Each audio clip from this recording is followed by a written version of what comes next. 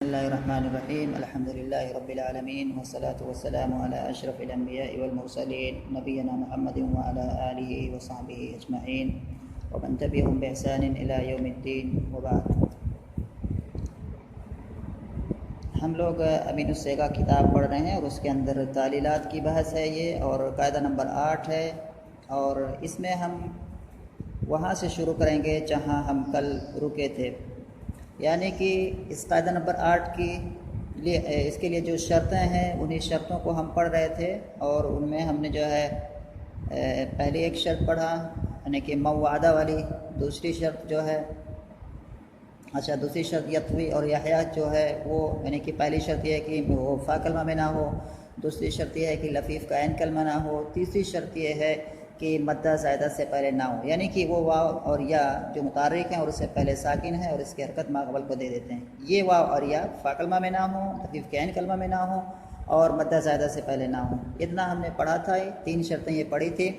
اور اسی تیسری شرط کے ضمن میں ایک چیز انہوں نے بتائی تھی جو کہ مطلب پچھلے ویڈیو میں سمجھانے کی کوشش کی گئی تھی کہ یہ جو مقول اور مبیعن یعنی کہ جو اس میں مفعول کا صیغہ آتا ہے، تو اس میں مفعول میں اگر کوئی اس میں مفعول میں جو مدہ زائدہ ہے یعنی کہ مفعول کا جو واو ہے اس سے پہلے اگر کیا ہے واو اور یا اگر اس طرح سے متحرک آ رہے ہیں تو ان میں تعلیل کر دی جائے گی، اور مدہ زائدہ کی جو شرط ہے اس سے مفعول کا واو مستثنی ہے. اتنی بات سمجھ میں آ گئی تھی؟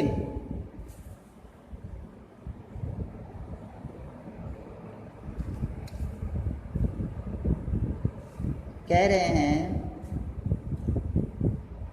لیکن مفعول کا واو چوتھی شرط سے مستثنی ہے. یعنی کہ چوتھی شرط کیا ہے کہ مدہ زائدہ سے پہلے یہ واو اور یا نہ واقع ہو رہے ہوں. لیکن اگر یہ واو اور یا اس میں مفعول کے صیغے میں جو مفعول کا جو واو ہے لام سے پہلے جو واو ہے اس سے پہلے اگر واقع ہو رہے ہیں تو اس واو اور یا میں کیا ہے تعلیل کی جائے گی، یعنی کہ ان کی حرکت ما قبل کو دیا جائے گا اور پھر جو تبدیلیاں کرنی ہیں وہ تبدیلی کی جائے گی. تو یہی بات کل ویڈیو میں بتائی گئی ہے، اس کو یہاں پھر میں ریپیٹ نہیں کروں گا. اور کتاب کہہ رہے ہیں کہ لیکن مفعول کا واو چوتھی شرط سے مستثنی ہے، لہٰذا مقول و مبیعن میں حرکت نقل کی. یعنی کہ چونکہ اس میں مفعول کا صیغہ اس مدہ زائدہ کی شرط سے مستثنی ہے، لہٰذا مقول و مبیعن میں حرکت نقل کر کے تعلیل کی گئی ہے. اور مقول اور مبیعن کی اصل کیا ہے، کیسے اس میں تعلیل ہوئی ہے اور یہ کیسے مقول اور مبیعن بنے، اسی چیز کو کل کے ویڈیو میں سمجھایا گیا ہے، اس لیے یہاں اس کو ریپیٹ نہیں کرنا ہے. اگر کسی کو نہ سمجھ میں آیا ہوگا تو پوچھنا پھر جو ہے دوبارہ.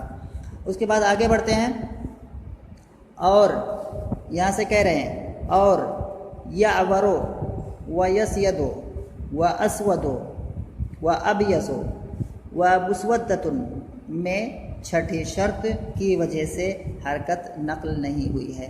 یہاں کچھ مثالیں انہوں نے ذکر کی ہیں. سب سے پہلی مثال ہے اویرا یعورو، باب سمیہ سے آتا ہے اویرا یعورو. اس کا معنی ہوتا ہے کانا ہونا، یعنی کہ ایک آنکھ سے نہ دکھائی دینا. تو یہ ہوتا ہے کہ اس اویرا یعورو کا معنی. اور جو کانا آدمی جو ہوتا ہے اس کو کہتے ہیں آور. اور اس کے بعد دوسرا صیغہ ہے سعیدہ یسیدو. اس کا معنی ہوتا ہے کہ ٹیڑھی گردن والا ہونا، یعنی کہ ایک آدمی جس کی گردن ایسے ٹیڑھی چلتا ہے، ٹیڑھی گردن، وہ کہیں گے سعیدہ یسیدو، ہے نا، تو وہ ہو جائے گا. اس کے بعد ہے اسود. اس کا معنی واضح ہے، سیاہ کے معنی ہے، کالا کا معنی ہے، کالا کے معنی ہے. وہ ابیض، اور یہاں پر جو ہے سفید کا معنی ہے. وہ مسودتن، یہاں بھی کالا کا معنی ہے. یہ جو کلمات ہیں ان میں اگر ہم نظر ڈالتے ہیں تو یہاں پر کیا ہے، واو متحرک ہے، اس سے پہلے ساکن ہے یعورو میں. دوسری مثال یسیدو میں یا متحرک ہے، اس سے پہلے کیا ہے ساکن حرف ہے. تیسری مثال اسودو میں واو متحرک ہے، اس سے پہلے سین ساکن ہے. اور چوتھی مثال ابیضو میں یا متحرک ہے، اس سے پہلے با ساکن ہے. اور پانچویں مثال میں مسودتن میں واو متحرک ہے اور سین ساکن ہے. لیکن ان سب میں کیا ہے، یہ تو قاعدہ نمبر 8 کا اعتبار کرتے ہوئے ان سب میں کیا کرنا چاہیے تھا کہ جتنے بھی واو اور یا اس مثالوں میں آئے ہوئے ہیں اور ان سے پہلے جو ساکن حرف ہے تو ان واو اور یا کی حرکت کو اس ما قبل والے ساکن حرف کو دے دینا چاہیے تھا، لیکن نہیں دیا گیا ہے. یعنی کہ اس آٹھواں قاعدہ جو ہے مطلب اس کی جگہ یہاں پائی جا رہی ہے ان مثالوں میں، لیکن پھر بھی تعلیل نہیں کی گئی ہے. کیوں؟ چھٹی شرط کی وجہ سے، یعنی کہ چھٹی شرط، یعنی کہ چھٹی شرط کیا مراد لے رہے ہیں؟ یعنی کہ قاعدہ نمبر 7 کے اندر جو چھٹی شرط گزری ہے وہ چھٹی شرط ہے، اور میں چھٹی شرط یہاں دکھا رہا ہوں۔ چھٹی شرط یہاں لکھا ہے قاعدہ نمبر 7 والی، چھٹی شرط لون و عیب کے معنی میں نہ ہو، یعنی کہ واو اور یا کو قاعدہ نمبر 7 میں جب بتایا گیا تھا کہ واو اور یا اگر متحرک ہوں، پہلے اس سے پہلے فتح ہو تو اس کو الف سے بدل دیا جائے گا، لیکن اس کے لیے 7 شرطیں ہیں، ان میں سے جو شرطیں گنائیں ان میں سے چھٹی شرط تھی لون و عیب کے معنی میں نہ ہو، تو یہ چھٹی شرط یہاں بھی مراد ہے۔ اور میں نے بتایا تھا کہ ان 7 شرطوں میں سے کون کون سی شرطیں یہاں بھی مراد ہیں، تو پھر سے ایک بار بتا رہا ہوں کہ پہلی، دوسری، چوتھی، چھٹی، یہ شرطیں کیا ہے یہاں بھی مراد ہیں، قاعدہ نمبر 8 میں بھی۔ تو کہہ رہے ہیں کہ ان مثالوں میں تعلیل نہیں ہوئی ہے چھٹی شرط کی وجہ سے۔ تو پھر سے ایک بار میں عبارت پڑھ کے عبارت دیکھ رہا ہوں، عبارت میں کیا لکھا ہوا؟ اور یعورو و یسیدو و اسودو و ابیدو و مسودۃ میں چھٹی شرط کی وجہ سے حرکت نقل نہیں ہوئی ہے، یعنی کہ جو چھٹی شرط ہے وہ چھٹی شرط یہاں نہیں پائی جا رہی ہے۔ چھٹی شرط یہ ہے کہ یہ کلمات جو ہیں لون اور عیب کے معنی میں نہ ہوں، یعنی کہ رنگ اور عیب پر نہ دلالت کرتے ہوں، لیکن جب ہم یہاں دیکھتے ہیں تو یعورو معنی کیا ہو گیا؟ کانا ہونا، یہ ایک عیب ہے، یعنی کہ یہ کلمہ عیب پر دلالت کرتا ہے۔ یسیدو معنی ٹیڑھی گردن والا ہونا، تو یہ بھی کیا کرتا ہے؟ عیب پر دلالت کرتا ہے۔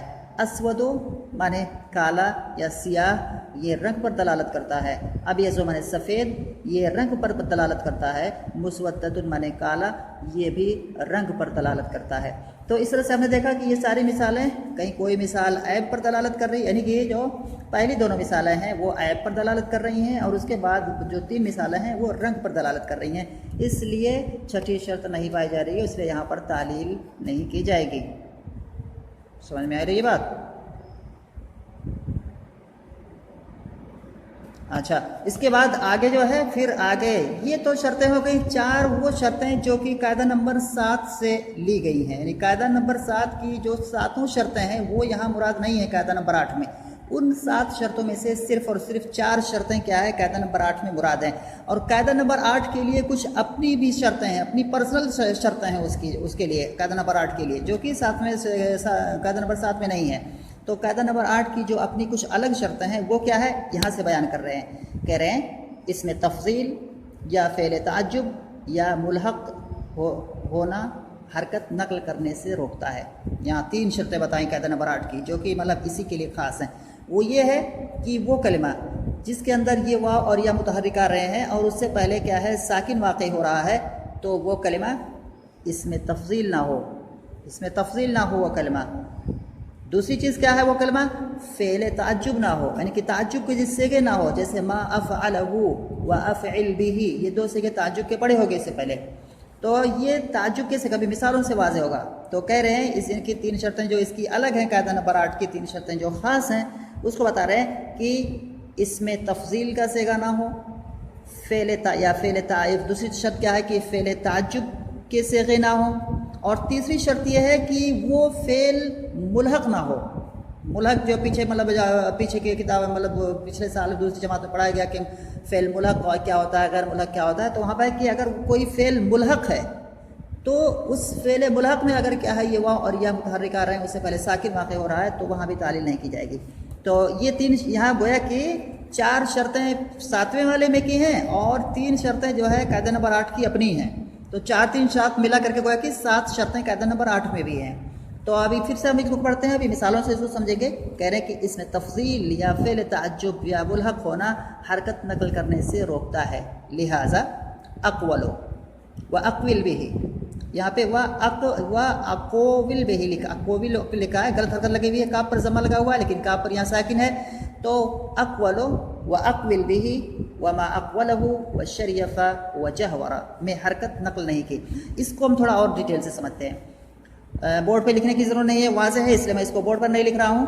اس میں جو ہے پہلا جو اس میں کلمہ ہے اقولو جو ہے یہ اس میں تفضیل ہے، اقولو بہت زیادہ بکنے والا، بہت زیادہ کہنے والا، تو اقولو یہ اس میں تفضیل ہے۔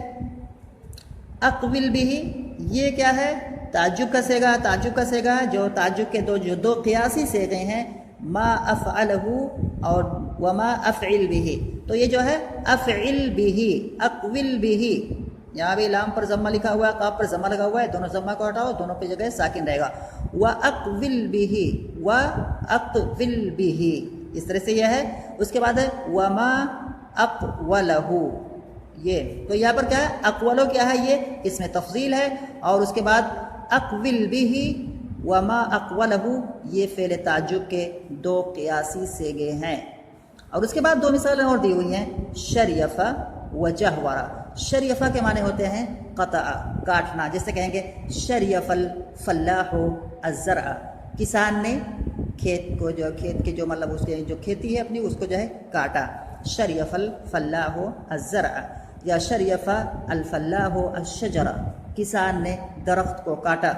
जहवरा के माने हैं जहरा के माने बुलंद करना, जैसे कहेंगे जहवरा ज़ैदुन सौतहु, ज़ैद ने अपनी आवाज़ को बुलंद किया।